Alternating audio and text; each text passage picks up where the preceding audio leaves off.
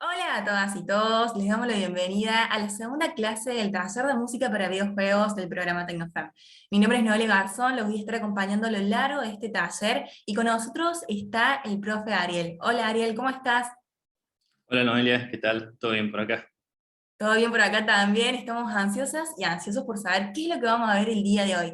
La clase pasada vimos un poco la historia de la música, cómo fue evolucionando y otras cositas más. No sé si nos querés contar un poquito sobre lo que vamos a ver el día de hoy.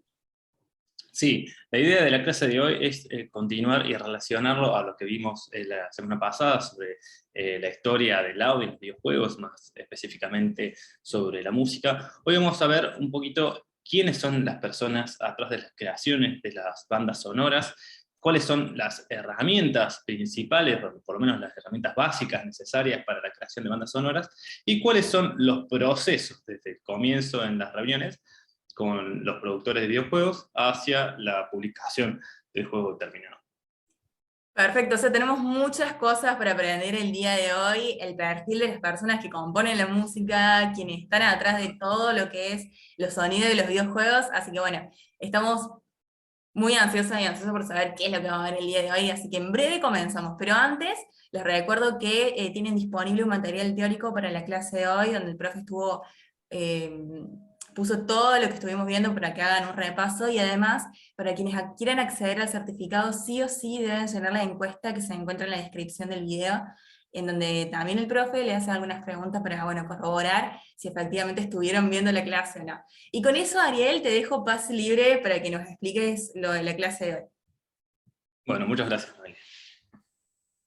Bienvenidos entonces a la clase número 2 del taller de música para videojuegos. Hoy vamos a aprender cuál es el proceso de la creación de una banda sonora. Vamos a abordar también cuáles son las herramientas básicas y quiénes son las personas encargadas, o quién pueden llegar a ser las personas encargadas de la creación de la música para los videojuegos. Para comenzar, vamos a hacer una pequeña comparativa de cómo es la música en el cine y cómo es la música en los videojuegos. Como pueden ver acá en la captura, tenemos dos imágenes de cómo se produce. En la izquierda es el rodaje del Señor de los Anillos, y a la derecha la grabación de movimientos para el juego God of War, como para tener una primera visualización de cómo es la producción de una película y cómo es la producción de un videojuego. En el caso de God of War, por ejemplo, están adentro de una sala muy grande, donde hacen esta toma de movimientos a comparación con el cine, que están en un exterior, haciendo la filmación de la película. Eso, digamos, a un nivel visual. Pero ahora, en cuanto a la música, tenemos muchas diferencias que son esenciales. Por ejemplo, la primera diferencia en la música de cine, y en realidad en todo el producto, es que la música del cine y la música de videojuegos, es que la música en el cine y las películas en sí mismas son lineales, en comparación con los videojuegos que no son lineales. ¿Qué significa esto? Significa que sea lineal, que una película siempre va a comenzar y terminar en el mismo punto. No importa que la vuelvan a ver, no importa que la vean en diferentes plataformas, no importa que sean diferentes personas viendo la película o el cortometraje o la serie, siempre va a ser exactamente igual. Siempre la música va a empezar en el mismo punto y va a terminar en el mismo punto, desarrollándose exactamente de la misma manera. A diferencia de esto, en los videojuegos, la música y el videojuego no es lineal. Hablando sobre todo de videojuegos modernos. ¿Por qué? Porque la música en los videojuegos y lo que sucede en el videojuego en sí va a depender de las decisiones que vaya tomando cada jugador. Es decir, no todos los jugadores van a jugar de la misma manera, no todos los jugadores van a tomar las mismas decisiones, ni van a demorar el mismo tiempo en tomar esas decisiones o en vencer ciertos niveles o ciertos jefes. Ni siquiera todos los jugadores van a tal vez desbloquear todos los elementos de videojuegos, porque hay juegos que se puede terminar eh, la historia, podemos completar el juego en ese sentido, pero no terminar de descubrir todos los secretos que tienen ese videojuegos. Por ahí hay algunos niveles secretos o algunas misiones secundarias que podemos no realizarlas para terminar el juego. Entonces, cada experiencia que tengamos sobre el juego va a ser muy diferente. Incluso uno mismo, jugándolo una segunda vez al juego, puede tener una experiencia completamente diferente. Y esto pasa con la música también, porque en muchos juegos la música va a ir cambiando y adaptándose a las decisiones que vaya tomando el jugador. Entonces, uno no siempre va a escuchar perdón, uno no va a escuchar siempre la misma música, o no la va a escuchar siempre de la misma manera.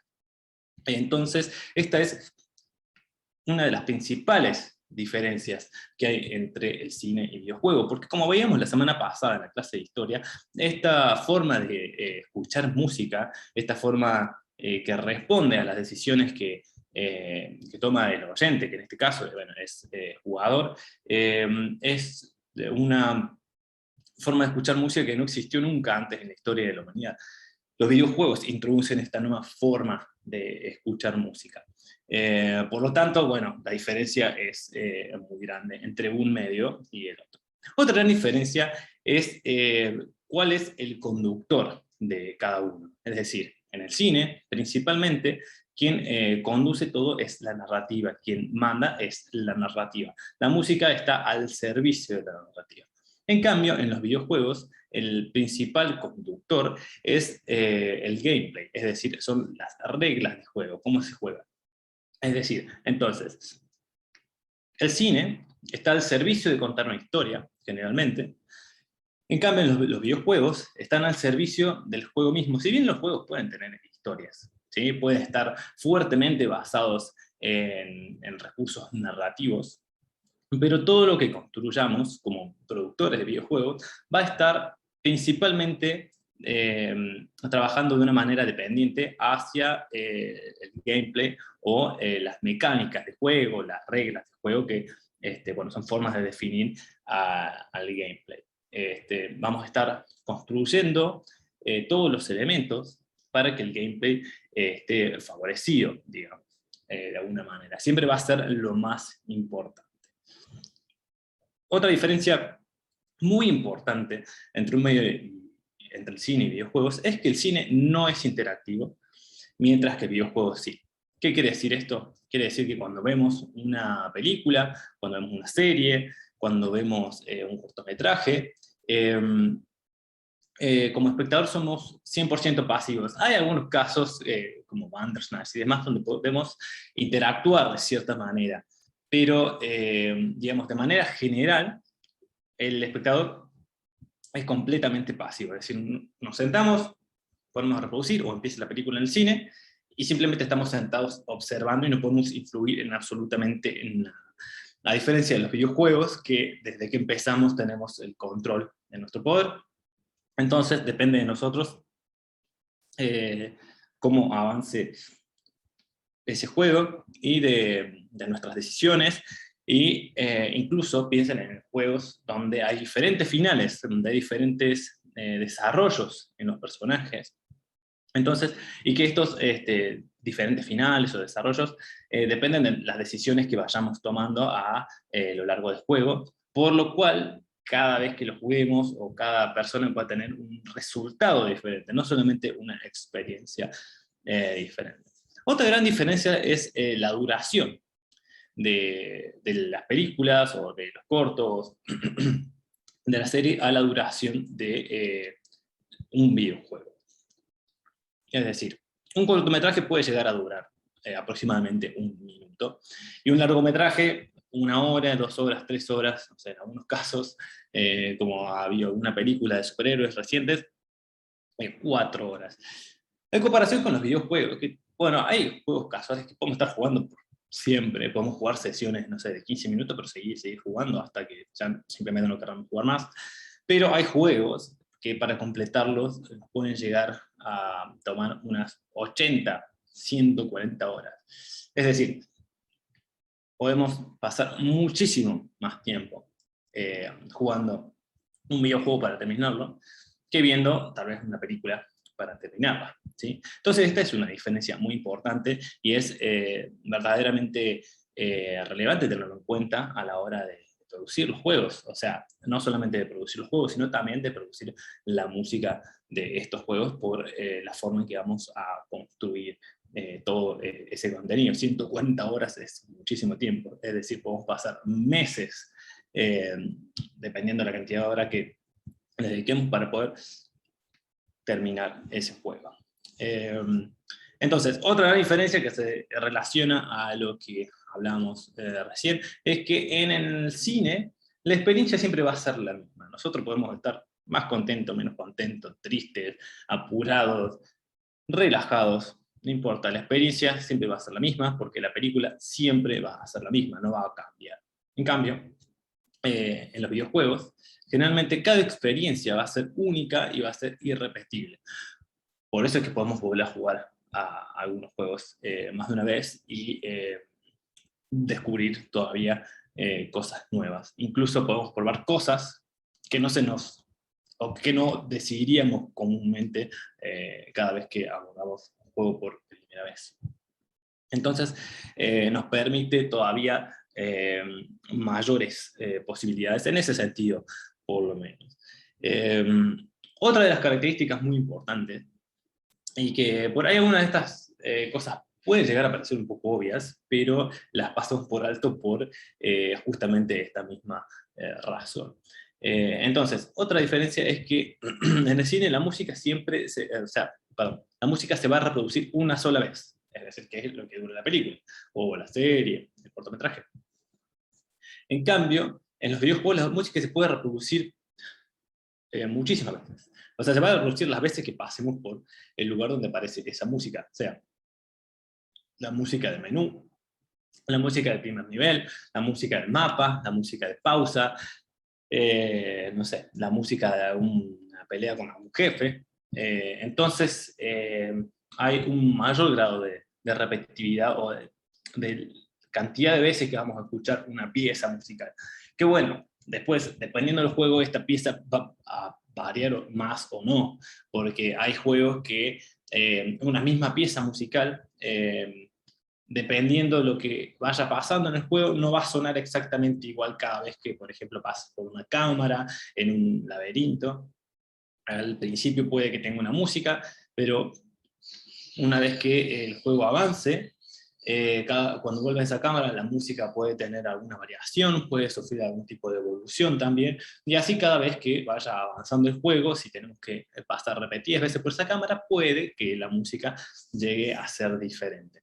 Es decir, puede ser la misma pieza musical, pero con elementos agregados, o con algunas variaciones, lo que se nos pueda ocurrir para solucionar esa situación del juego. Entonces, otra diferencia muy importante entre los dos es el tipo de público. Personalmente lo definí como público casual y público hardcore. ¿Por qué dije esto? Hardcore es como un público que le dedica muchísimas horas. Digo esto en comparación de que una vez que, y hablando de manera generalizada, o de manera general, cuando vemos una película, por ejemplo, en el cine, no o sea, digamos, si vemos 100 películas en un año, es poco probable que volvamos a rever esas películas.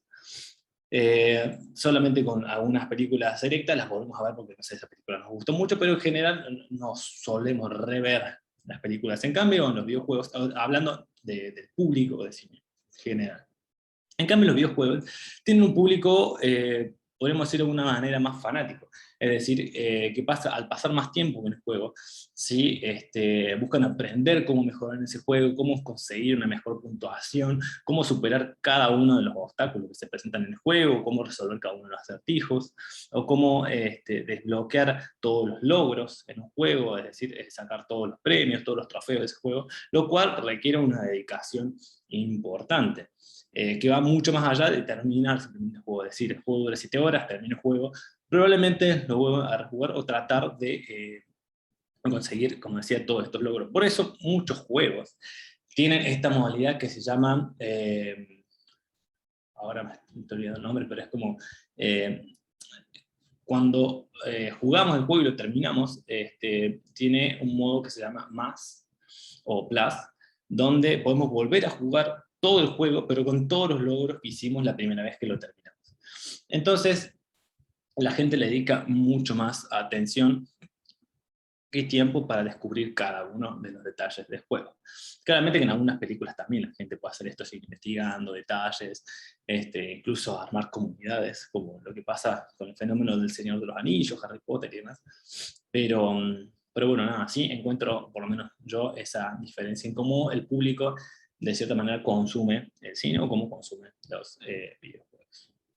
Entonces, bueno, teniendo estas primeras nociones sobre las diferencias de cómo es uno y cómo es otro, vamos a ver quiénes son las personas que hacen la música para los videojuegos, quiénes podrían llegar a ser. Porque no siempre un mismo, digamos, rol, o no el mismo tipo de persona en cuanto a su rol, quien esté encargada de suplir la necesidad de música en cada videojuego. Entonces, lo más común es que la música de videojuegos se hecha por un compositor, ¿sí? Que en el mayor de los casos, los compositores son freelance o autónomos, es decir, que trabajan de manera independiente y son contratados por las empresas desarrolladoras de videojuegos o sea, son contratados como terceros para crear la música del juego y trabajan con esta compañía a lo largo del proceso del juego y tal vez sea la única vez que trabajan con esa empresa y en su próximo juego pueden llegar a contratar a otro compositor. Esta es una de las formas de las situaciones, digamos, que es la más común. Menos común suele darse la situación donde el compositor musical trabaja dentro de la empresa, lo que conocemos como in-house. Es decir, la empresa abre una posición de trabajo, contratan a un compositor y el compositor trabaja como un empleo más, como no sé, un artista visual, como un diseñador de juegos, como un productor, como cualquier empleado dentro de la empresa. Entonces, el compositor produce toda la música dentro de la misma empresa, con las herramientas de la empresa y demás. Aunque esto es menos común. Cuando el compositor trabaja de manera independiente, cuenta con su propio estudio, y además muchas veces también cuenta con su propio equipo de personas, su propio equipo de profesionales, que ya vamos a ver, porque no siempre los compositores trabajamos solos, dada la cantidad de tareas que hay para hacer y el proceso que ya vamos a ver para producir las bandas sonoras, solemos necesitar ayuda ya sea de un orquestador, de un transcriptor de partituras, de alguien que se encargue de las mezclas, de las masterizaciones, de las grabaciones, de conseguir a los músicos, incluso los músicos mismos pueden llegar a considerarse como parte del equipo de producción del compositor. En algunos juegos, incluso, llegan a contratar a más de un compositor para hacer toda la música del videojuego. En este caso, cuando hay más de un compositor, en la empresa hay una persona que cumple el rol de director de audio. Es la persona que se encarga de tener la visión general de todo el audio del videojuego y consensuar las diferentes estéticas y composiciones y visiones de cada uno de los compositores para que haya una unidad. Entonces, de esta manera, estos diferentes compositores que se pueden contratar, como por ejemplo el videojuego Cyberpunk 2077, que creo que tiene, además de compositores, también tiene bandas y cosas por el estilo, o Far Cry 6, donde tuve la posibilidad de trabajar, donde el compositor principal es Pedro Bronsman, pero además contrataron a compositores adicionales, como a mí, para hacer la música del régimen de este país, con las marchas militares, el himno nacional y demás. Pero no hice la música principal del juego que podemos escuchar en el menú, en la introducción, durante los combates y demás, que fue hecha por Pedro Bronsman, y quien se encargaba de coordinar todas estas cosas fue por lo menos Eduardo Weissman, que cumplía el rol de director de audio. Entonces, bueno, eso en los casos en que quien haga la música sean compositores. Otra situación se puede dar de quien haga la música es la persona de audio que trabaja dentro de la empresa. Es decir, ¿por qué digo persona de audio? Porque es una persona que se encargaría no solo de hacer música, es decir, no sería simplemente con rol de compositor, sino, como bueno, pueden verse en la segunda imagen, también es una persona que se encarga del diseño de sonido, de implementación, de creación de los motores de funcionamiento de música dinámica, o de los sistemas, digamos, de música dinámica, y los sistemas de sonido dentro del juego. A veces los equipos, sobre todo equipos más chicos, que deciden por no contratar un compositor afuera, por la razón que sea, a veces suelen optar por que la música sea hecha por la persona de audio, porque también posee las habilidades y puede ser idóneo para llevar adelante la tarea, y no tiene la carga de tareas suficiente como para que le impida poder realizar la música. Porque piensen que cada profesional de audio, digamos, trabajando dentro de la empresa, tiene un tiempo limitado, digamos, para poder trabajar cada uno de los aspectos. Y si hay que diseñar sonido y no alcanza el tiempo, van a necesitar ayuda de alguien más para poder hacer la tarea siguiente, que puede ser hacer la música, o tal vez incorporar a alguien para que desarrolle los sistemas de sonido dentro del juego, para que haga además la implementación, que significa poner la música y los sonidos dentro del juego y que funcionen. Eso es lo que entendemos por implementación. Entonces, esta es una situación que se puede dar, e incluso se pueden llegar a combinar casos. Por ejemplo, cuando trabajamos en Bluefire, con el estudio Robbie de Córdoba, yo hice la música principal del juego, pero quien hacía el diseño de sonido con Raulaje, además de hacer todo el diseño de sonido, la implementación de los sonidos, el desarrollo de los sistemas, y de implementar la música también, porque él implementaba la música, él lo que hizo también fue crear ciertas piezas también musicales dentro del juego, que no eran las piezas principales, pero sí eran música. Entonces ahí había una combinación de estos dos roles.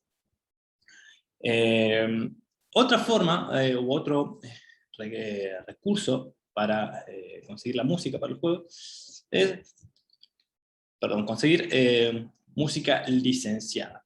¿Qué significa esto? Significa que algunos juegos consiguen o compran licencias de música preexistente para incorporarlas dentro del juego, para sincronizarlas dentro del juego. ¿Esto qué quiere decir con música preexistente? Puede llegar a ser un caso donde, por ejemplo, quieran usar un tema famoso en el juego y que ya existe ese tema, pero para poder incluirlo dentro del juego necesitan comprar una licencia, es decir, un contrato legal que les permita sincronizar la música, es decir, ponerla dentro del juego y bueno, generar dinero con ese producto. Entonces, para eso, la empresa desarrolladora de videojuegos se comunica con la entidad, institución o con el artista que posea los derechos sobre esa música, y bueno, negociar lo que es un contrato de licencia para poder incluirlo y bueno, hacer el pago correspondiente y demás. Ahora hay un juego que está por ser lanzado, un juego por ver que se llama Unusual Findings, desarrollado por Epic Llama, que bueno, es un buen ejemplo de esto.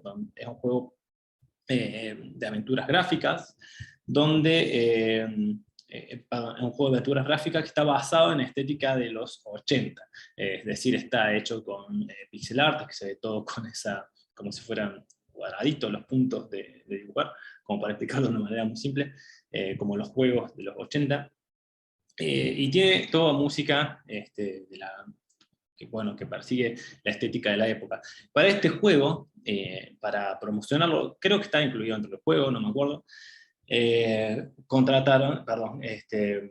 compraron una licencia para usar un tema muy famoso, que ahora no me acuerdo cuál es, pero bueno, para poder incluirla dentro del juego y en la promoción del juego. Entonces, otros casos en los que se consigue, en los que se usa música licenciada es, por ejemplo, en juegos independientes, donde tal vez no tienen presupuesto para contratar un compositor, o la persona que esté trabajando en el equipo no hace música, Hay compositores que se dedican a crear lo que conocemos como librerías de música. Es decir, crean diferentes piezas musicales que sean piezas de acción, piezas de suspenso, piezas de terror y demás, y arman paquetes de música. Esa música la suben a su sitio o a alguna plataforma que lo venda. Entonces, una empresa, generalmente, como digo, independiente, chiquita, desarrollador de videojuegos, puede comprar por un precio muchísimo más bajo que contratar a un compositor estas músicas que ya están prehechas y adaptarlas para que funcione dentro del juego como, como si fuera música original. Pero ¿qué quiere decir? Esta música puede después aparecer en otros juegos, digamos, también, porque así como se compró una licencia de uso, también se compra una licencia de uso de esta música hecha para librería.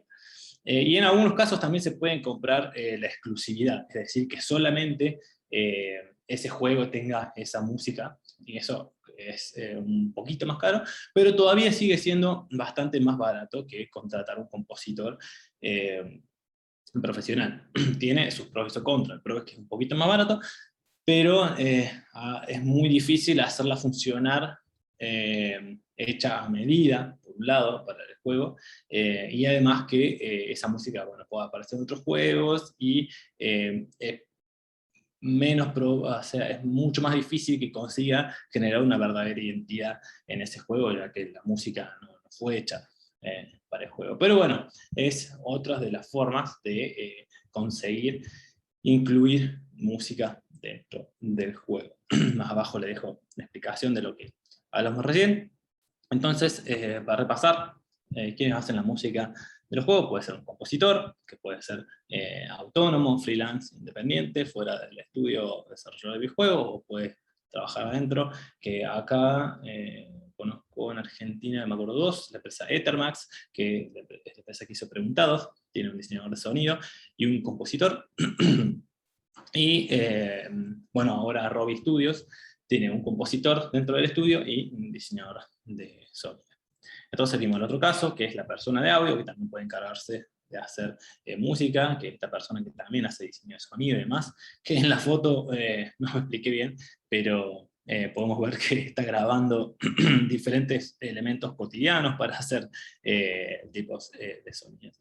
Y la otra es comprando licencias para incluir cierta música dentro del juego, que puede ser música famosa, que podemos usar como una canción, es decir, podemos tal vez conseguir la licencia en un tema de Billie Eilish para el juego, no sé, aunque no debe ser muy barata, o que comprar música o licenciar música de librerías. Perdón. Seguimos entonces.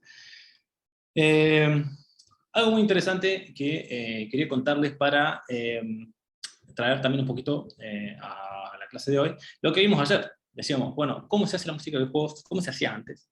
¿Y cómo se hace hoy en día? Que les había dicho que íbamos a seguir hablando de esto a lo largo de las clases. Mañana vamos a extenderlo todavía más, hablando sobre la funcionalidad, los roles de la música en los videojuegos, y en la próxima clase, en la clase 4, vamos a ver también algunas técnicas de cómo funciona la música dentro del videojuego, cómo se hace, cómo se implementa, cuáles son las formas de desarrollar esta música adaptativa que tenemos hoy en día.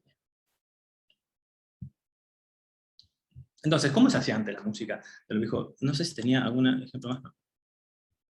Antes, como les había explicado la semana pasada, sobre todo haciendo foco en la música de los juegos de los 80, en la generación de los 8 bits, y antes de la aparición del software tracker, que habíamos hablado la semana pasada y ya vamos a repasar, los compositores podían sentarse a un piano y empezar a componer sus melodías, escribirlas en partitura. Podían también, no sé, una guitarra, con cualquier instrumento, componer su música. Pero, para después implementarlas en el juego, tenían que hacerlo a través de la programación. Es decir, tenían que programar con código. Hoy también podemos de cierta manera programar, pero no directamente o no de manera necesaria con código. Que de eso se encargaría más un programador.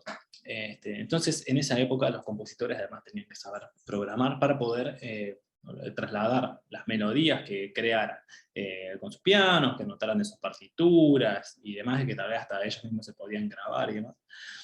Pero esas grabaciones no las podían insertar en el juego. Entonces lo que tenían que hacer era programar nota por nota, con sus duraciones y demás, sabiendo hacer código, que es algo muy importante de cómo se hacía en esa época.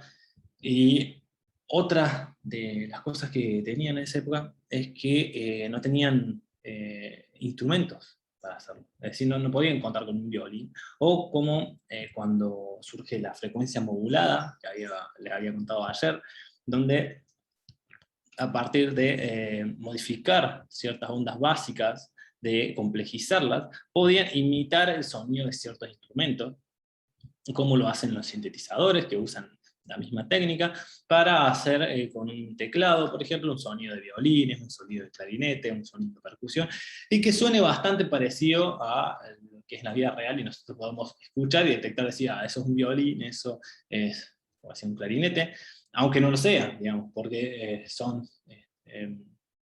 sonidos de ondas eléctricas, no hay una grabación de eso, no es algo sampleado, como vimos hacer, que samplear era grabar y después reproducir esa grabación.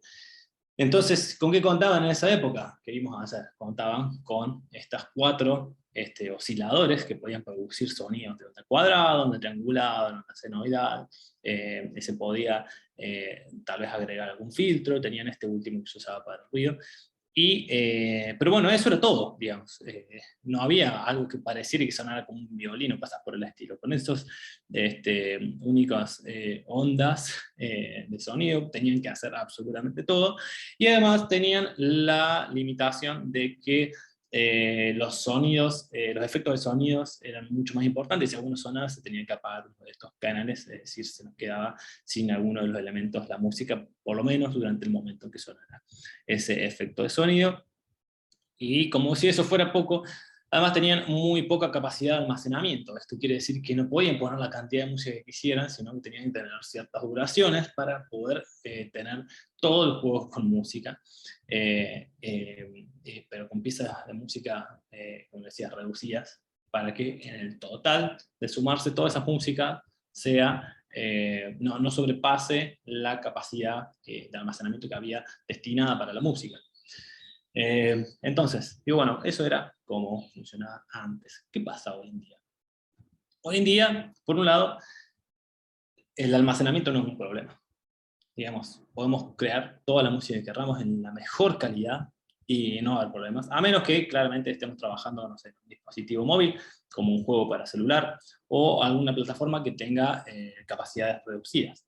Pero si hablamos de consolas, si hablamos de computadoras, si hablamos de streaming, no necesitamos preocuparnos tanto por el almacenamiento. Sobre todo, hoy en día también, que tenemos formatos de compresión, es decir, que el audio se puede comprimir para que no ocupe tanto espacio de almacenamiento, aunque pierde un poquito de calidad, pero no es tan destructiva como podía ser en otras épocas, donde esta reducción de calidad sí se veía reflejado en lo que nosotros percibimos. Hoy en día podemos comprimir nuestros archivos de música sin tener mayores complicaciones. Pero al mismo tiempo, también si trabajamos con sistemas, como decía, de consolas o computadoras, podemos tener la música en la máxima calidad, sin ningún tipo de problemas para que se ejecute con el juego.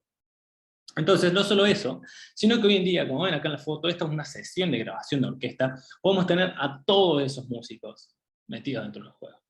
Incluso podemos tener hasta infinidad, podemos grabar todos los que queramos, porque no necesariamente se tienen que grabar juntos los músicos. Pueden grabarse esta orquesta acá, en otro país se puede grabar un clarinete, como decía, en otro país se pueden grabar unas flautas, en otro país se puede grabar, no sé, unas voces, en otro país se puede grabar un coro, en otro país las percusiones, y a todos esos músicos, a todas esas grabaciones, las podemos poner todas juntas y implementarlas dentro del juego. Y no tenemos limitación de absolutamente nada. La limitación hoy en día básicamente es nuestra imaginación y, por supuesto, el presupuesto. Es que ese es el principal, o podría llegar a ser el principal limitante, porque digamos, contratar una orquesta de ese tamaño en un estudio de esa calidad como que estamos viendo en la foto, no es para nada barato, y bueno, tenemos que hoy en día, más que nada, ser inteligentes de cómo podemos lograr el mejor resultado con el presupuesto que tengamos disponible para crear la música de nuestros juegos. Otra cosa, diferencia importante además, es que hoy en día, para implementar, que ya vamos a ver un poquito más adelante, la música en el juego, no necesitamos saber código, no necesitamos escribir código nosotros como compositores. De hecho, a veces ni siquiera necesitamos implementarlas nosotros, porque hoy existen programas conocidos como middlewares, que son programas que intermedian entre el que usamos nosotros para componer la música y el motor de desarrollo con el que se hace el videojuego. Hay unos programas intermediarios que son mucho más amigables para los profesionales de audio, porque se ven mucho más lindos o más fáciles de usar para nosotros. Y podemos generar todos estos sistemas de sonido, estos sistemas de música, sin tener que escribir código. Entonces después le pasamos nuestra sesión de ese programa intermediario al programador, que sí sabe hacer código, y juntan todas las cosas. O en algunos casos también la música se implementa directamente con el programador, ¿sí? Directamente en el motor de desarrollo de los programas como Unity o Unreal. Hay unos más, Godot también. Pero bueno, sobre los middlewares ya vamos a hablar un poquito más adelante. No vamos a entrar en detalle porque no es una clase de middlewares, pero sí por lo menos para que conozcan cómo es el proceso de la creación de una banda sonora para videojuegos. Entonces, algo que me gustaría compartirles es una forma personal de categorizar también cómo son hoy en día por lo menos lo que a mí me gustó organizar de esta manera los tipos de producción para tener principalmente noción, digamos, la categorización que les voy a mostrar ahora es principalmente pedagógica. Algunos podrán llegar a disentir más o disentir menos, pero es simplemente para que puedan tener un primer abordaje a cómo podrían ser las diferentes posibilidades de producción de la música para videojuegos. Igualmente, hoy en día también es muy común que estos tipos de producción que les voy a explicar sean combinados. Yo los combino todo el tiempo. Entonces, uno de los tipos de producción es la creación de música con instrumentos virtuales. Es decir, ¿qué son los instrumentos virtuales? Son softwares, es decir, programas que nosotros podemos poner en nuestra computadora, que nos sirven para imitar instrumentos reales. ¿Cómo funciona esto? Es decir, como en la foto acá son varios, no es uno solo. Es decir, acá en el medio tenemos uno que son solamente percusiones del sur del oeste de África. Esta de acá abajo, no sé si pueden ver el puntero, que dice Retro Machines, es un sintetizador que debe ser una caja de ritmo que imita sintetizadores viejos de los años 80, pero es todo digital. Pero bueno, sintetizadores vamos a ver después porque lo puse específicamente en otra categoría, o este otro que tiene un órgano. Entonces, la imitación digital de un órgano, o abajo a la derecha pueden ver un piano también, y cosas por el estilo, una batería. Entonces, ¿cómo funcionan estos instrumentos virtuales? Básicamente, se graba un instrumento nota por nota, es decir, y en cada una de sus expresiones. Si yo tengo un violín, por ejemplo, primero grabo una nota, do, en la primera cuerda, toca do, y esa nota se graba con una dinámica muy suave, después una dinámica un poquito más fuerte, después una dinámica un poquito más fuerte, después una dinámica medio fuerte, después una dinámica fuerte, después una dinámica muy fuerte. Así, nota una vez por una vez. Después se lo graba tocando con el arco, una nota cortita. Después una nota media. Después una nota larga. Después una nota muy larga. Después se graba tocado con el dedo. Después se graba bueno, no sé, con todas las formas de tocar esa nota que pueda haber, así, nota por nota. Eso es lo que se hace. Y así con todo instrumento. Si tenemos una orquesta, por ejemplo, también en la fila de cuerdas, es decir, todos los violines juntos, también, nota por nota cada uno de estos. Si vamos a hacer un órgano como está ahí, también, nota por nota, con todas sus variables y demás. Entonces, cada una de esas notas, esas grabaciones, es un archivo de audio que tiene ese sonido. Entonces, ese, bueno, se edita para que quede prolijo y demás, y a través de la programación que permiten estos softwares, se incorporan todos esos sonidos y se programan para que a través del lenguaje MIDI, que les expliqué, que es la forma en que se comunica el teclado, que es un controlador MIDI que no emite sonido, que se conecta a la computadora, cuando aprieto la tecla de la nota Do, le diga a la computadora que es esa tecla y que es en esa posición en el piano, y la computadora lo que hace es comunicarse con este software de instrumento virtual, que va a dirigir ese mensaje, va a decir, bueno, esta teclado pertenece al órgano, que es la misma tecla, y está tocando con este sonido, y está tocando con esta dinámica, es decir, está tocando muy fuerte, muy despacito, y bueno, otras variaciones, pero para que salga el sonido de ese órgano, o para que salga el sonido del violín. Entonces, de esa manera, nosotros podemos recrear lo que pasa con los instrumentos reales, con los instrumentos acústicos, y hacerlo de manera digital. Entonces, yo en mi computadora puedo tener a toda una orquesta, puedo tener a toda una banda de jazz, puedo tener una banda de rock, puedo tener lo que quiera con estos instrumentos virtuales, sin tener necesidad de tener que grabar mi pieza musical en eso. Entonces podemos emular este tipo de cosas, y si bien no son baratos estos instrumentos, sí nos termina siendo a la larga mucho más barato hacer esta emulación que contratar una orquesta de verdad, por ejemplo. Pero sí, una desventaja que tiene es que no llega a sonar con la expresividad y con la riqueza que sí suena una grabación que podemos hacer de componer nuestra pieza, ir a grabarla con una orquesta, o con un grupo, con un ensamble, para tener nuestra música finalizada. Entonces, pero bueno, es una forma de producción, sobre todo cuando el presupuesto no alcanza para poder grabar demás instrumentos. Otro tipo de producción entonces es el trabajo con sintetizadores. Entonces, ¿qué es un sintetizador?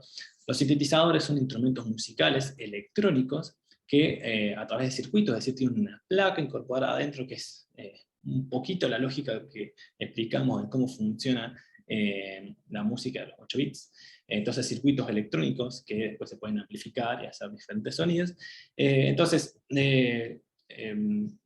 Nada más que los sintetizadores están son mucho más complejos que la forma en que producía el sonido en las consolas anteriores, sino que a estos sonidos que podemos crear con igual onda cuadrada, senoidal, triangular, diente de cierre y demás, estos sonidos pueden ser modificados porque podemos agregarle muchos efectos, podemos modularlos, podemos hacer infinidad de cosas. Y además, hay sintetizadores que pueden, que con esto de la frecuencia modulada, imitar otros instrumentos, o también generar timbres nuevos, que no necesariamente imitan otros instrumentos, sino que podemos, a través de la manipulación de estas ondas más simples, generar sonidos completamente nuevos. Y como pueden ver acá en el ejemplo, la mayoría de los sintetizadores suelen ser ejecutados con un teclado que bueno, están asignados por la altura de las notas y ese tipo de cosas. Que es a diferencia de instrumentos acústicos, estos serían instrumentos electrónicos, que también tienen toda una corriente de estética, incluso en sus géneros de música electrónica, que igualmente se pueden hacer de manera digital, hacer estas imitaciones, como este famoso sintetizador digital que se llama Massive, en caso de no tener estos instrumentos analógicos, porque son muchísimo más caros. Piensen que además de, o sea, no estarían comprando simplemente un software digital, es decir, una aplicación, sino que estarían comprando toda esa máquina. En esta foto son varios, no es uno solo. Cada teclado que vean es un teclado, un sintetizador diferente. Y como ven, hay de diferentes tamaños.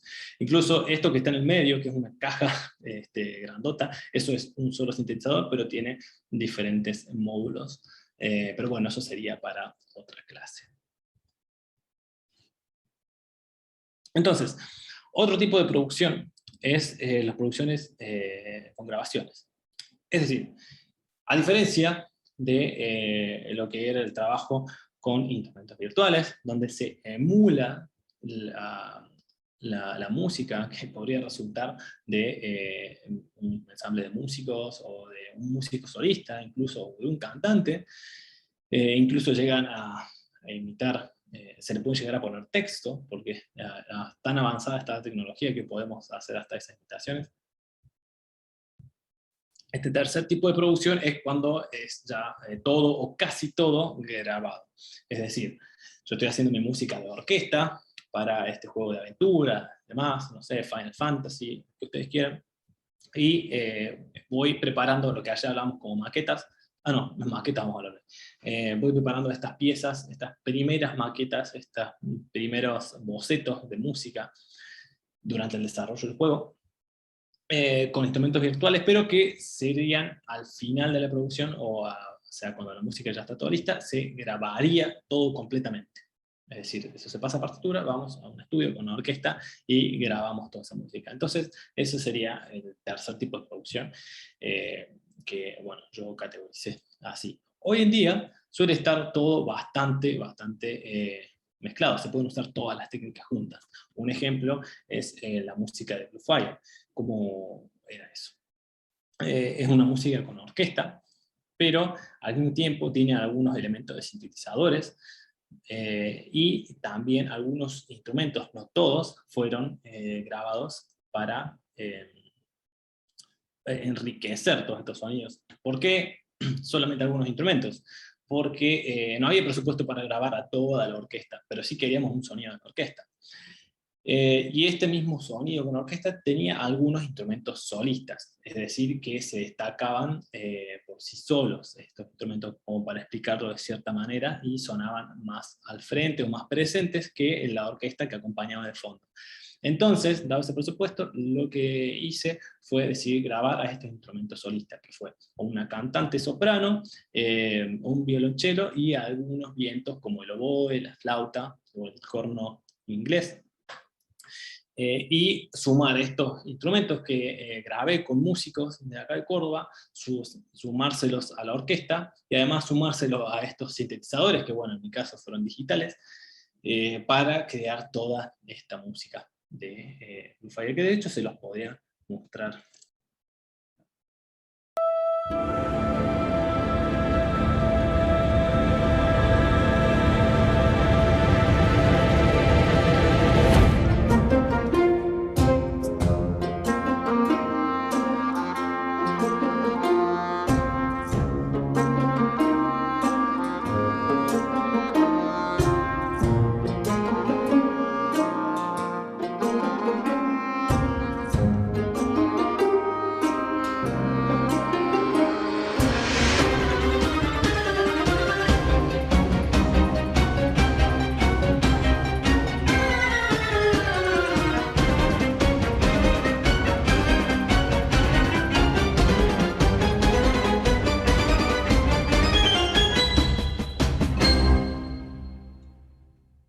Como pudieron escuchar recién, se siente mucha orquesta, percusiones y cosas por el estilo.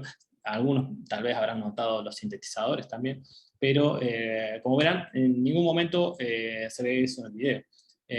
Acá sí van a poder ver a la cantante, bueno, a mí también, aunque no estoy tocando nada. Perdón, sí estoy tocando, grabé las guitarras eléctricas para la música de los jefes, pero están muy de fondo, no se van a notar, y no salí en el video tocando la guitarra.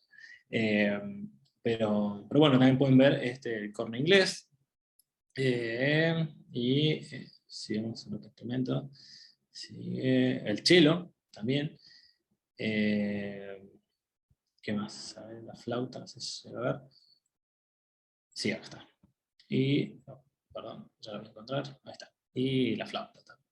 Entonces, y como ven, algunos instrumentos también fueron grabados por la misma persona, por un músico que toca varios instrumentos. Entonces, nada, todas estas grabaciones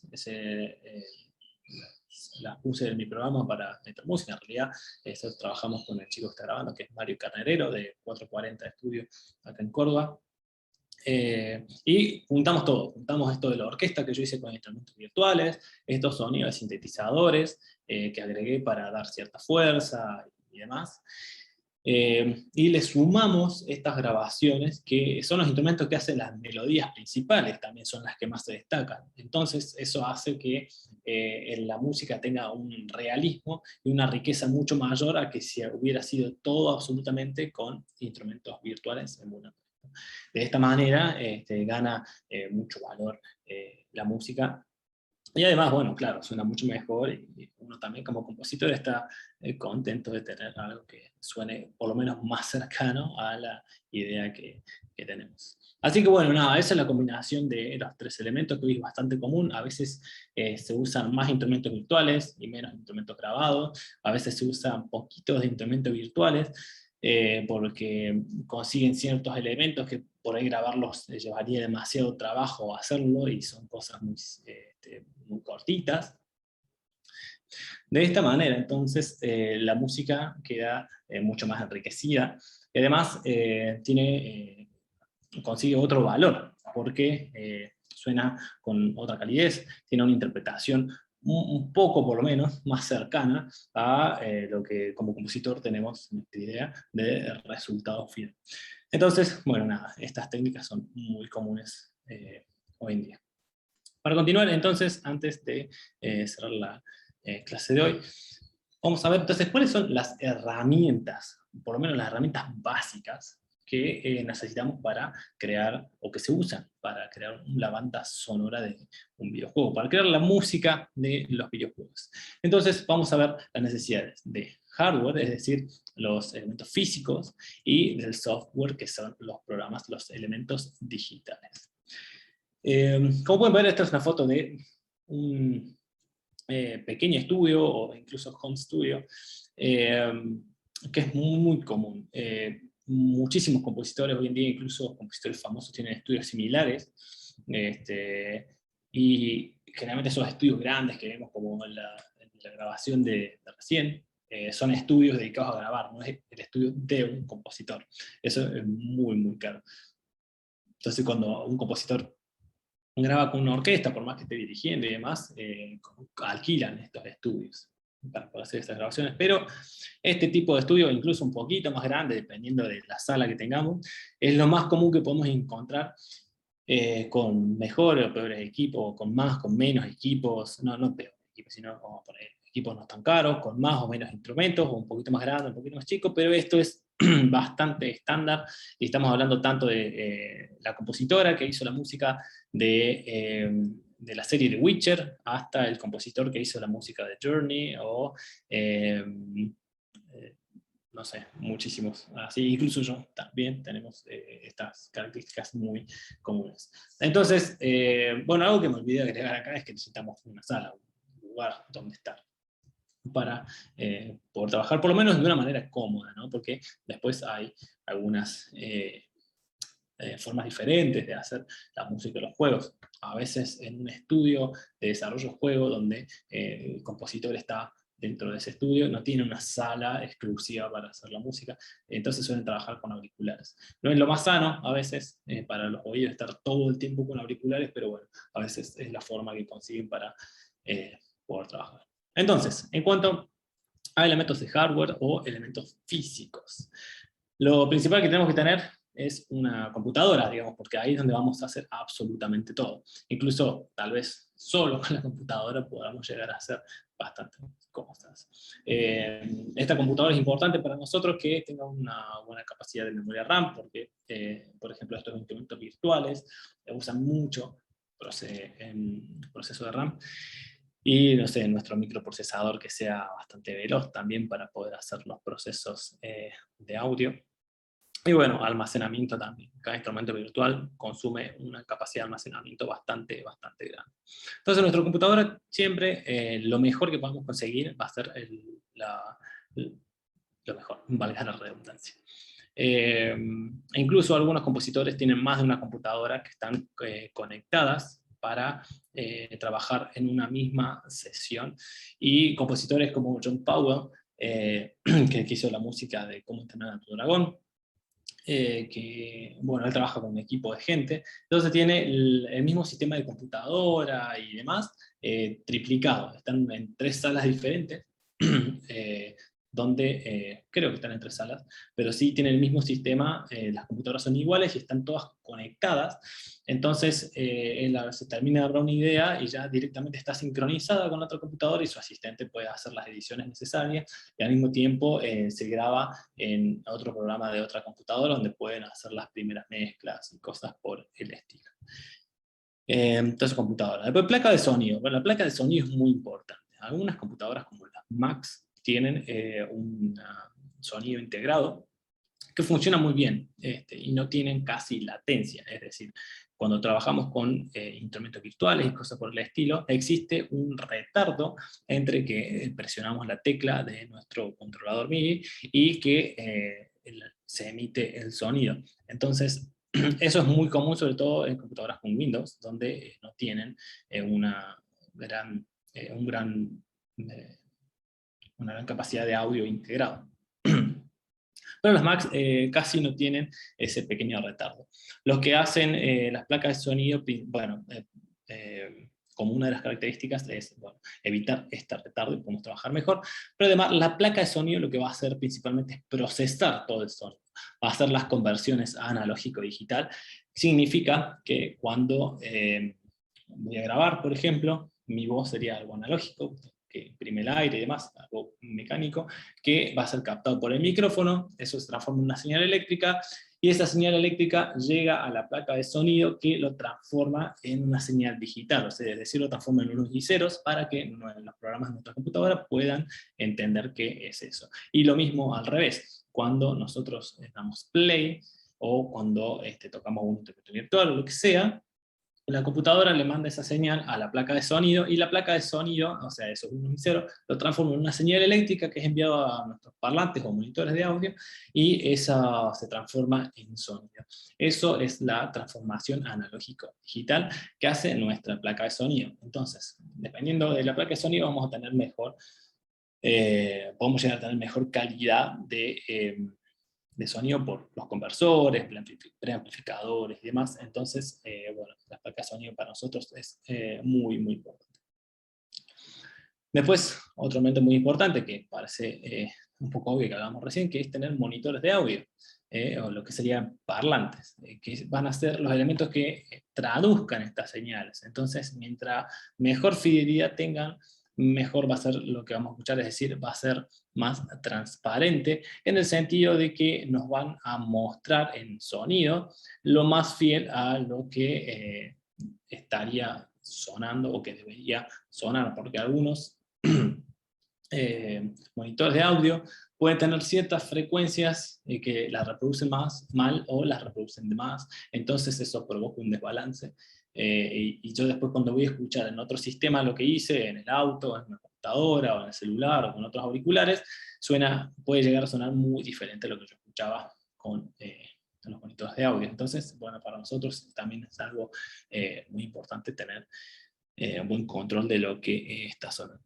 Después, otra herramienta muy importante es nuestro controlador MIDI, que puede ser como está en la foto, ese teclado chiquito que tiene en el escritorio, que nos permite a nosotros enviar señal MIDI, es decir, estos mensajes de que estamos apretando una tecla o moviendo alguna perilla, ¿sí?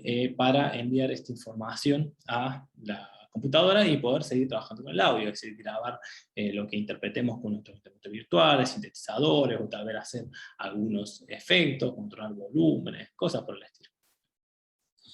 Otro elemento muy importante es el micrófono, porque el micrófono nos va a permitir grabar cualquier instrumento o nuestras voces, lo que necesitemos, y no tener que depender también de ir a un estudio para grabar absolutamente todo.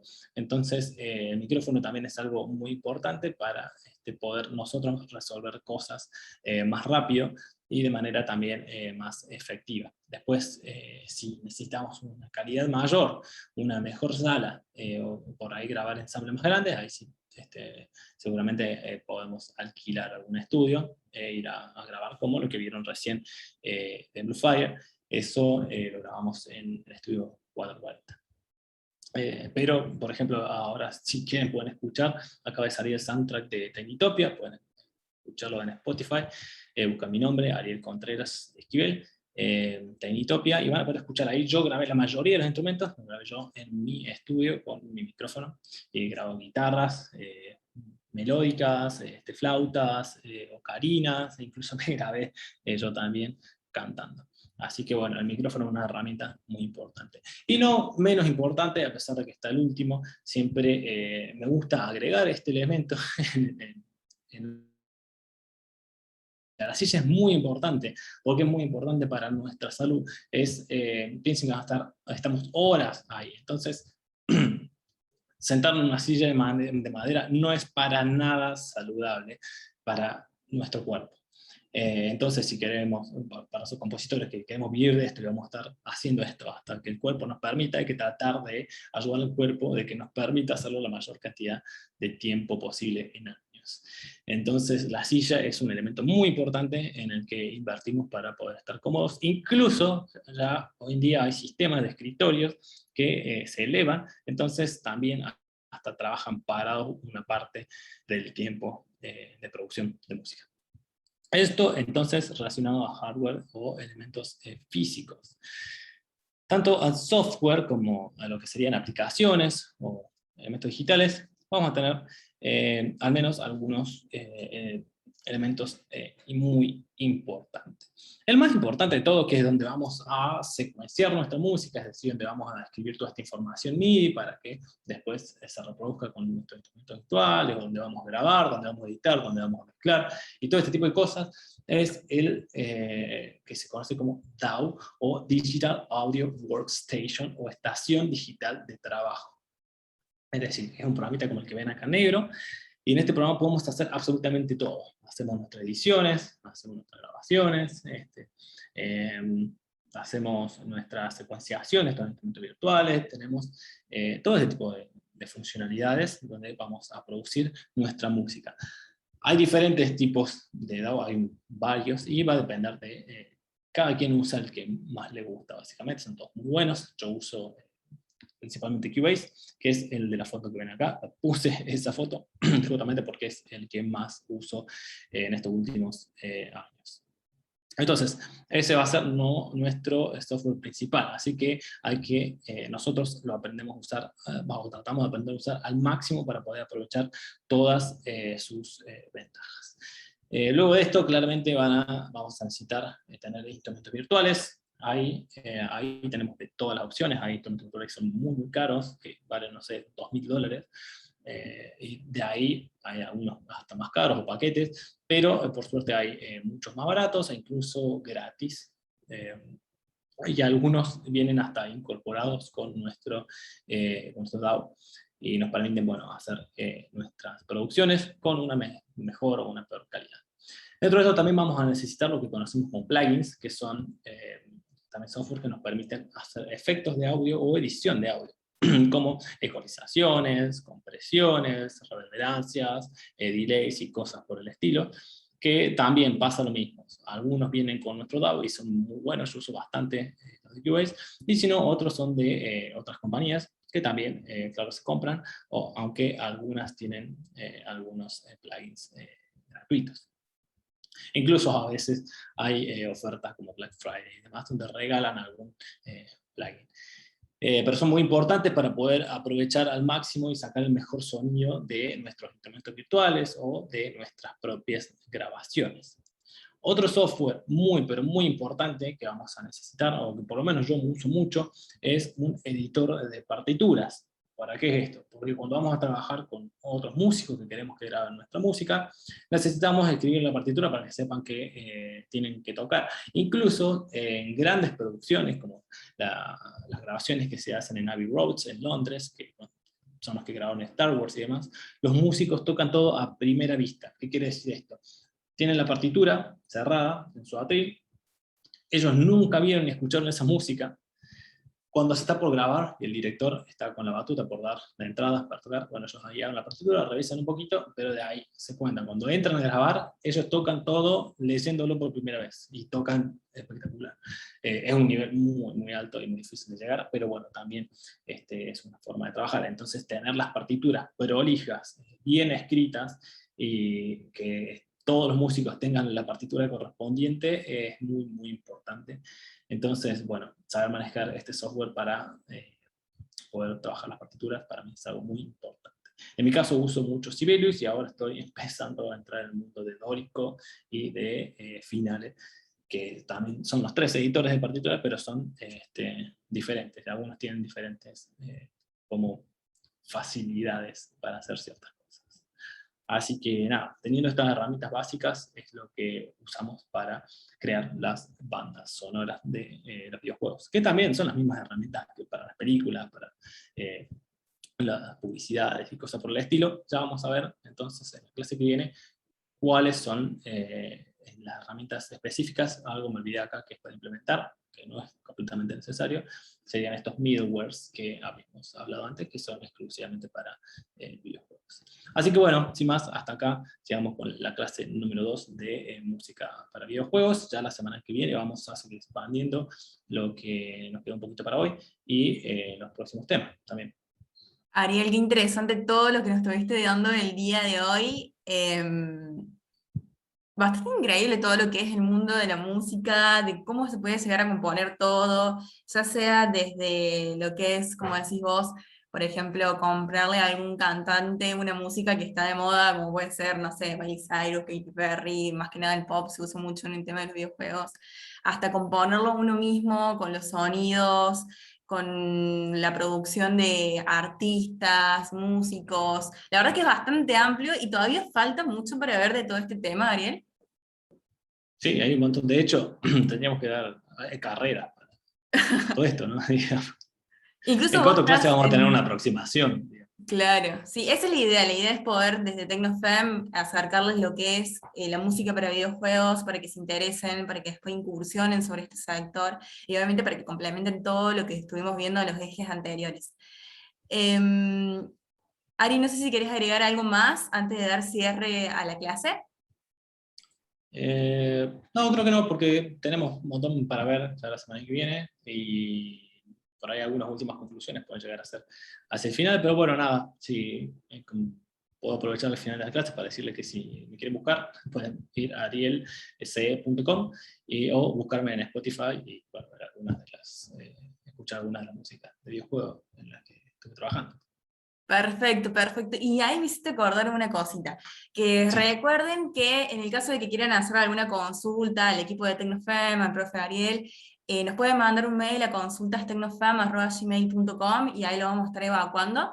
Y antes de cerrar, quería recordarles, o más que nada avisarles, que por cuestiones de cronograma, la próxima clase va a estar publicada no el lunes, sino que el miércoles a las 18 horas, la tercera clase. Y la última clase ya sería para el viernes a las 18 también.